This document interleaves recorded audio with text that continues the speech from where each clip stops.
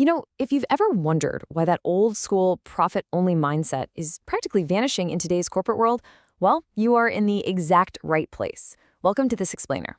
Today, we're going to demystify the incredibly complex web of relationships and forces that literally shape modern business. We're talking about the manager's rapidly changing work environment, and this is key, the profound ethical responsibilities that just inevitably come with it. All right, let's look at our roadmap for today. We'll be covering the new bottom line, inside the organization, the task environment, the general environment, and finally, navigating ethical dilemmas. Let's get to it. Section 1, the new bottom line. 75%. Think about that number for a second. That is the portion of Gen Z workers who absolutely insist on a total alignment between their own personal values and their employer's values. And keeping in mind that Gen Z, folks born after 1997, now make up more than a quarter of the entire U.S. workforce, this is a massive demographic shift. We're seeing a workforce driven by a deep, deep desire for actual fulfillment and meaning, not just a standard paycheck. And it's exactly this desire for purpose that has really popularized a framework known as the triple bottom line, or the TBL. Instead of just obsessing over revenue, this framework actually forces businesses to simultaneously measure their social, environmental, and financial performance. It's a real game changer because it fundamentally redefines what success even looks like. A great way to conceptualize this is by thinking of the 3 Ps: people, planet, and profit. True corporate sustainability, it lives right at the exact intersection of all 3 of these. You absolutely need equitable practices for your people, bearable initiatives for the planet, and yes, a viable profit margin. If all 3 aren't overlapping perfectly, the business simply isn't going to be sustainable in the modern era. Moving right along to Section 2, inside the organization. To truly wrap our heads around modern business, we basically have to map out the entire community of stakeholders. Now, these are the folks whose interests are directly affected by whatever the organization is doing. And to understand them, we have to start our journey right in the center. Right at the very core of this community, we've got 3 crucial groups. You have your employees, the owners, and the board of directors. You can think of these 3 groups as the literal heartbeat of the organization. They're totally unique because they possess both a critical financial stake in how the company performs and the direct structural power to actually shape its future from the inside out. Which brings us to Section 3, the task environment.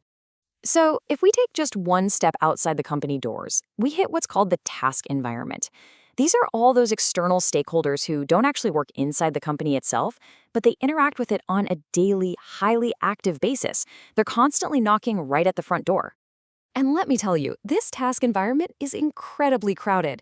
It's basically pulling the business in 10 totally distinct directions. You've got customers paying for goods, competitors aggressively fighting for those exact same customers, suppliers providing your raw materials, and distributors helping you sell. But wait, it doesn't stop there. You also have strategic allies, employee organizations like labor unions, local communities, financial institutions backing you, government regulators setting the ground rules, and special interest groups constantly applying pressure. It is just a massive, nonstop balancing act. Now for Section 4, the general environment.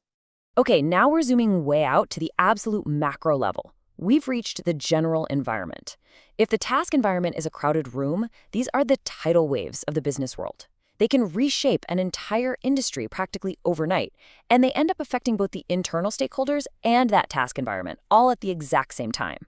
This general environment is made up of 6 massive forces. We're talking economic conditions, like shifting unemployment rates, technological developments, deep socio-cultural trends, demographic changes in population characteristics, political legal shifts, and international global systems. Now, what's the big takeaway here? Managers have absolutely zero direct control over these 6 forces. I mean, you literally cannot control a massive demographic shift or the invention of some brand new technology, right? But you must constantly adapt your business to survive them. To put this into perspective, let's look at marijuana legalization across the U.S. as a prime, totally impartial example of a shifting political legal force.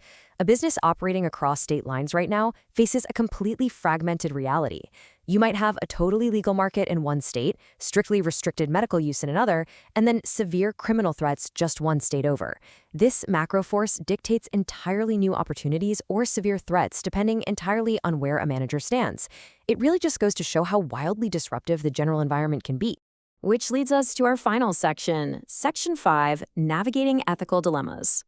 So navigating this massive, chaotic web of stakeholders requires a really solid understanding of the difference between ethics and values. Values, those are your relatively permanent, deeply held underlying beliefs. They are anchored deep inside you. Ethics, on the other hand, are the external standards of right and wrong that actually influence your outward behavior. Basically, ethics are how those deep internal values translate into real-world action. And because you are dealing with so many different stakeholders across all those interconnected levels we just mapped out, well, you are inevitably going to face an ethical dilemma. This is that tough situation where you have to decide whether to pursue a course of action that might benefit you or your organization, but that same exact action may directly harm one or more other stakeholders in your environment. You're just constantly balancing these competing interests.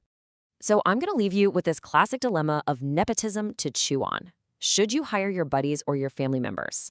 As a manager, how do you actually act when your own personal loyalties clash with that diverse, complex web of stakeholders we mapped out today? Does hiring someone you know benefit you, but actively harm other qualified candidates, or maybe even the organization's long-term viability? It is a really tough choice. But hey, it's exactly the kind of heavy ethical responsibility today's managers face every single day. Thanks for joining me for this explainer, and I'll catch you next time.